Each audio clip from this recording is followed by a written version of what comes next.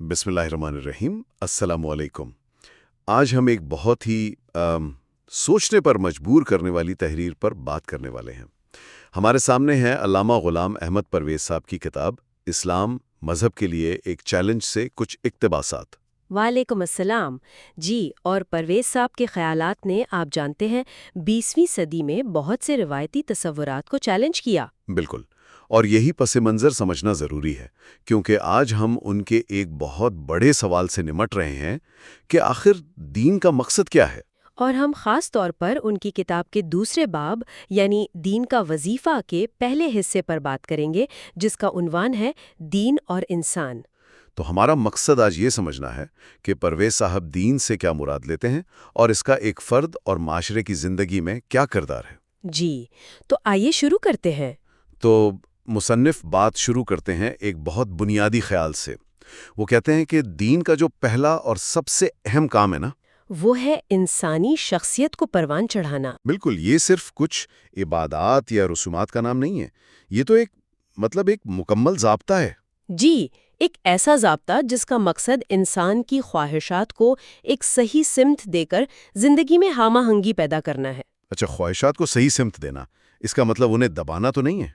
नहीं, बिल्कुल नहीं। ये एक बहुत अहम नुक्ता है।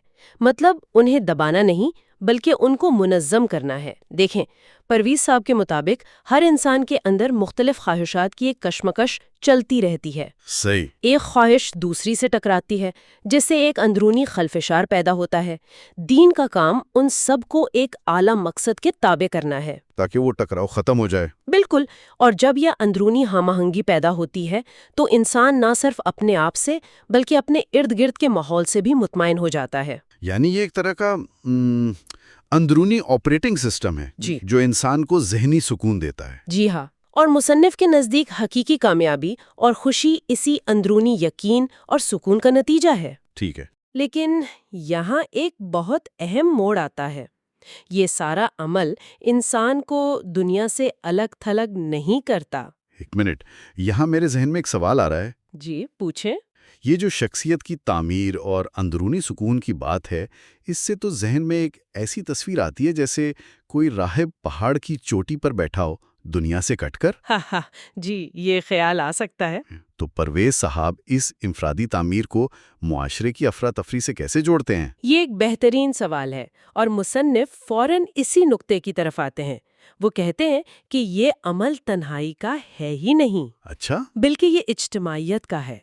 उनके मुताबिक दीन इंसान को ये एहसास दिलाता है कि इसकी अपनी सलाहियतें पूरी तरह निखर ही नहीं सकती, जब तक वो दूसरों के साथ मिलकर काम ना करे। बिल्कुल, जब तक वो एक मुश्तरका मकसद के लिए काम ना करें। एक फर्द अपनी तकमील अकेले कर ही नहीं सकता। ओह, तो दीन सिर्फ मेरा और खुदा का ज़ाती मामला नहीं है, बल्कि ये बुनियादी तौर पर मेरा और दूसरे इंसानों का मामला भी है। जी हाँ, और इसीलिए परवेज साहब कहते हैं कि दीन ने ही मुआशरती कवानीन, इदारों और तहजीब की बुनियाद रखी है। क्योंकि जब लोग इकट्ठे होंगे तो उन्हें उसूलों की ज़रूरत पड़ेगी। जाहिर है, इसी वजह से वो इसरार करते हैं कि दीन का मुताला सिर्फ मजहबी उलमा का काम नहीं, बल्कि मौरखीन और माहिरीन उमरियानियात को भी इसे संजीदगी से लेना चाहिए। ठीक है, अपनी बात को मज़ीद गहराई देने के लिए मुसन्निफ अल्लामा इकबाल का हवाला देते हैं। जी, जो खुद 20वीं सदी के एक अजीम मुफक्कर थे। और वो कहते हैं कि इकबाल के मुताबिक मजहब ने ठोस तजुर्बे की अहमियत को साइंस से भी पहले पहचान लिया था। ये एक दिलचस्प दावा है। बहुत दिलचस्प। और इकबाल का दूसरा नुक्ता जो मुसन्निफ यहाँ पेश करते हैं, वो इससे भी ज्यादा अहम है। वो क्या है? वो कहते हैं कि दीन का हकीकत के बारे में जो रद्द अमल है, वो एक मुकम्मल रद्द अमल है। मुकम्मल रद्द अमल, ये थोड़ा मुश्किल तस्वुर है। इसका क्या मतलब है? इसे एक मिसाल से समझते हैं।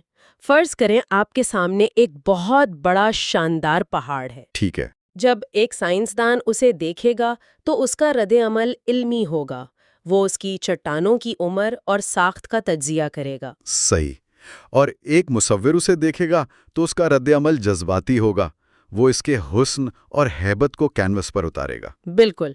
अब परवेज साहब इकबाल की तशरीह करते हुए कहते हैं कि दीन का रद्द अमल इन दोनों को मिलाता है और उसमें एक تیسرا پہلو بھی شامل کرتا ہے۔ اور وہ تیسرا پہلو کیا ہے؟ وہ یہ ہے کہ دین پر یقین رکھنے والا شخص اس پہاڑ کو نہ صرف ایک سائنسی حقیقت اور ایک فنکارانہ شاہکار کے طور پر دیکھتا ہے بلکہ اسے ایک بڑی حقیقت کی نشانی کے طور پر بھی دیکھتا ہے۔ اچھا۔ وہ سوچتا ہے کہ اسے بنانے والی ہستی کتنی عظیم ہوگی اور اس کائنات میں میری کیا حیثیت ہے۔ یعنی دین بے وقت انسان کی عقل، اس کے جذبات اور اس کی روح تینوں کو مخاطب کرتا ہے۔ واہ! اسی لیے اقبال نے کہا تھا، مذہب نہ تو محض فکر ہے، نہ محض احساس اور نہ ہی محض عمل، یہ پورے انسان کا اظہار ہے۔ یہ مثال تو اس تصور کو بالکل واضح کر دیتی ہے۔ یہ ایک متحد کرنے والے اصول کا تصور بہت طاقتور ہے نا؟ جی بالکل۔ مصنف کا دعویٰ یہی ہے کہ ایک خالص مادی نظریہ انسان کو ٹکڑوں میں بانٹ دیتا ہے کیونکہ وہ صرف عقل یا ذاتی مفاد کو اپیل کرتا ہے، جبکہ دین پوری شخصیت کو ایک مرکز پر اکٹھا کرتا ہے۔ جی لیکن یہ سب سننے میں بہت مثالی اور شاندار لگتا ہے، جی لگتا ہے۔ اور مصنف خود اس بات کو جانتے ہیں، اور وہ اس سے بھاگتے نہیں بلکہ مذہب پر ہونے والی ایک بہت سخت تنقید کو سامنے لاتے ہیں۔ ہاں، وہ پروفیسر کیسیرر کا حوالہ دیتے ہیں جی، جو کہتے ہیں کہ مذہب تو ایک معمہ ہے، تضادات سے بھرا ہوا ہے، اور تاریخ گواہ ہے کہ اسی کی وجہ سے سب سے زیادہ نفرت اور خونی لڑائیاں ہوئی ہیں۔ اور یہ ایک ایسی تنقید ہے جسے نظر انداز نہیں کیا جا سکتا۔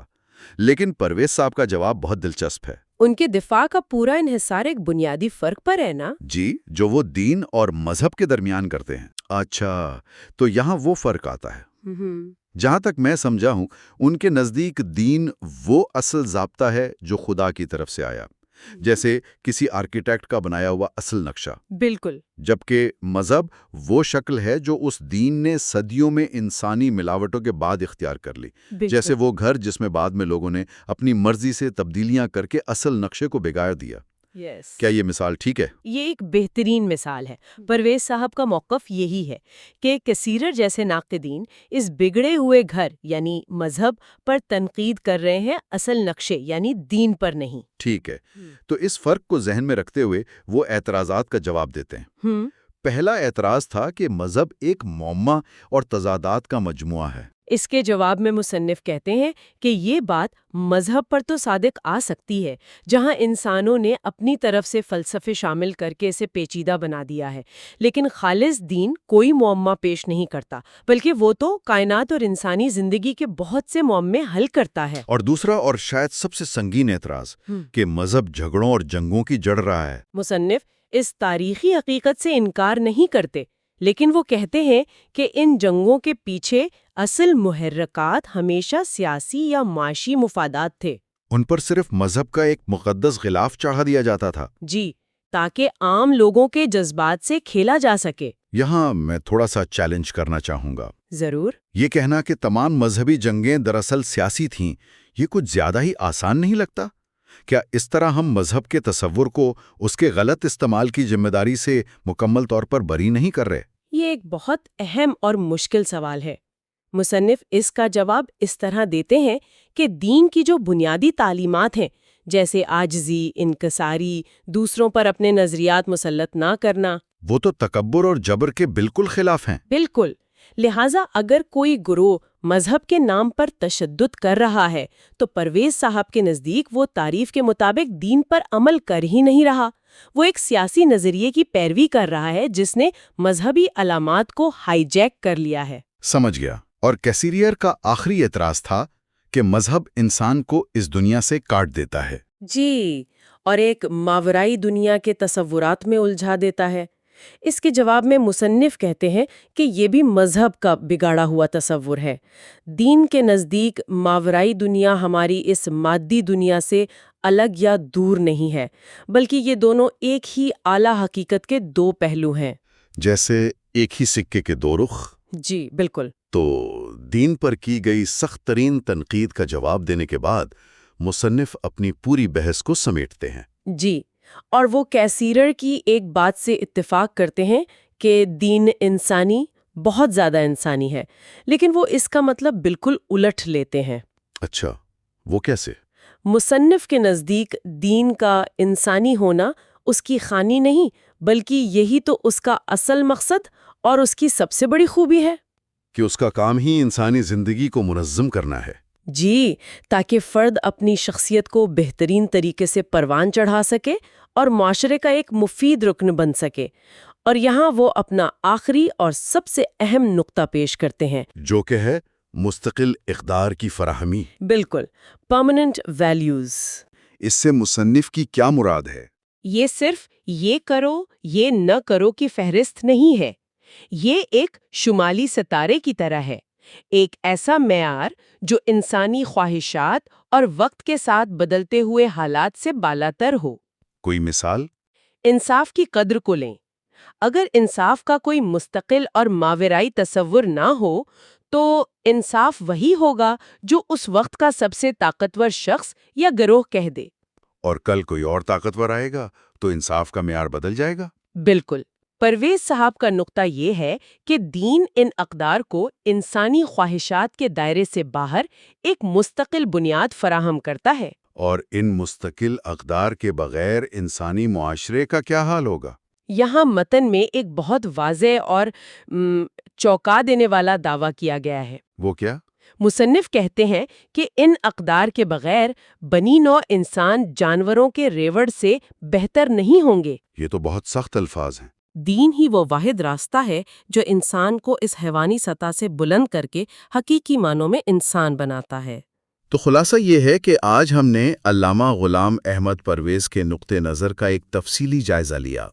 انہوں نے دین کے مقصد کو انفرادی شخصیت کی تعمیر سے شروع کیا، اسے معاشرتی ترقی کی بنیاد بنایا اور پھر جدید فلسفیانہ اعتراضات کا جواب بھی دیا۔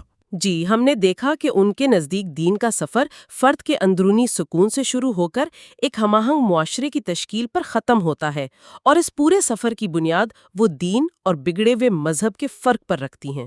اور ان کی سب سے بڑی عطا انسانیت کے لیے یہی مستقل اقدار ہیں۔ جی، جو اسے حیوانیت سے بچا کر انسانیت کے درجے پر فائز کرتی ہیں۔ اس کے ساتھ ہی آج کا یہ موضوع ختم ہوتا ہے۔ اگلے موضوع کے ساتھ پھر حاضر ہوں گے۔ اللہ حافظ۔